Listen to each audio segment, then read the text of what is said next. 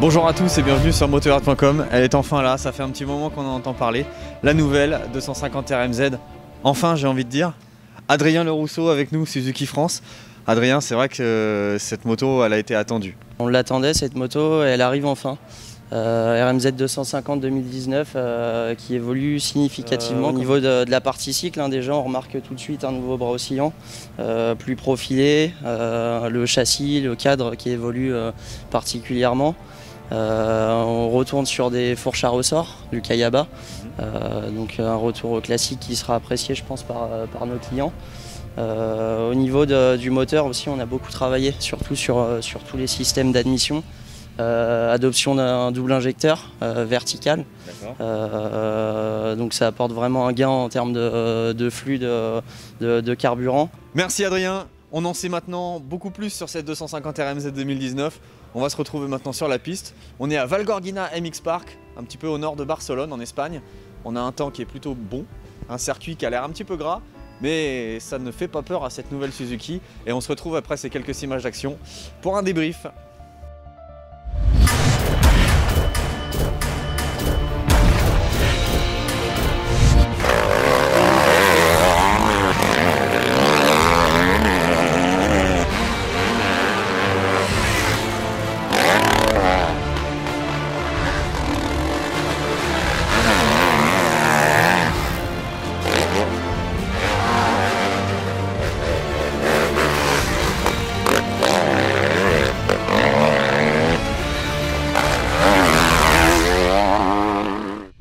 Nous voilà de retour après ces séances d'essai et on en a eu autant qu'on voulait aujourd'hui. C'est vrai qu'on avait une moto chacun. Mathias Brunner, test rider pour MX Magazine qui est avec nous, qui a également essayé ces motos. Mathias, c'était une journée pas facile, mais on a quand même vu des choses sur ces nouvelles Suze. Bah ouais, je pense que l'état de la moto en dit long sur notre condition de roulage aujourd'hui. Le moins qu'on puisse dire, c'est qu'on les a mises à mal ces motos.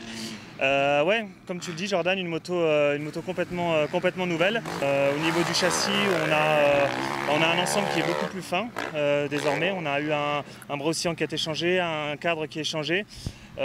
Donc c'est assez différent, il faut le dire. On a toujours cette finesse entre les jambes. Je pense qu'au niveau de la catégorie, c'est une des motos les plus fines et les plus maniables. Au niveau des suspensions, on a trouvé que l'ensemble était quand même assez équilibré. Peut-être un petit peu là la fourche qui mérite un peu de réglage. Ils sont revenus au ressort classique. J'ai trouvé pour ma part qu'elle était un petit peu ferme. Ça, c'est peut-être des choses qui sont à corriger plus tard. Et toi, je ne sais pas ce que tu en as pensé, mais moi, si tu veux, au niveau châssis, effectivement, on retrouve l'évolution qu'on a eue l'année dernière sur la 450, c'est-à-dire on a une moto qui est beaucoup plus moderne avec une ergonomie et une assiette qui est beaucoup plus moderne que par le passé.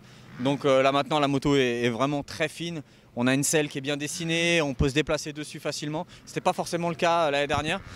Petit reproche pour moi qui fait, t'es un peu plus grand que moi, mais c'est au niveau du guidon, je trouve qu'il est un petit peu bas. Ça mériterait un guidon un petit peu plus haut. On a d'autres collègues à nous, d'autres magazines qui sont là sur cette présentation européenne, qui eux le trouvent très bien parce qu'ils sont un peu plus petits.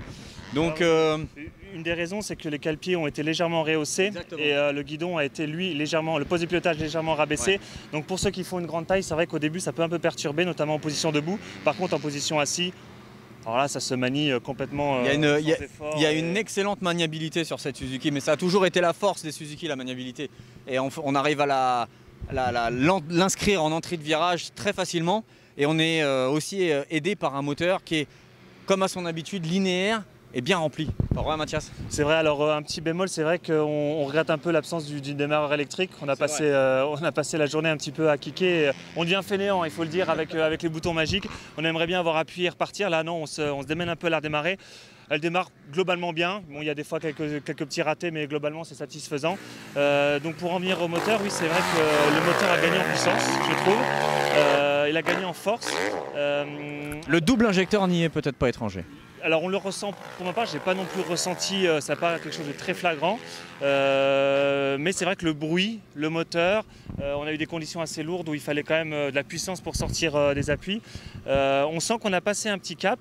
Alors c'est difficile de comparer avec la concurrence, mais je pense que dans l'utilisation, le moteur a évolué dans le bon sens. Après, à voir s'il est compétent face aux autres, ça c'est une autre question. Mais je ne sais pas ce que tu en as pensé.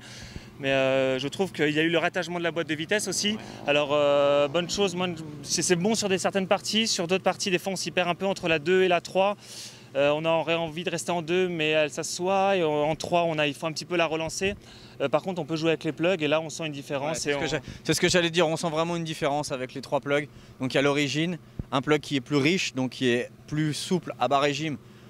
Mais par contre, il a plus d'allonge. Et par contre, un plug un peu plus pauvre qui permet de mieux ressortir des appuis mous, donc plus agressifs. Par contre, avec un petit peu moins d'allonge. Donc ça, c'est en fonction des conditions et en fonction de votre style de pilotage de choisir. Mais globalement, vous avez quand même un bon outil avec cette 250 RMZ.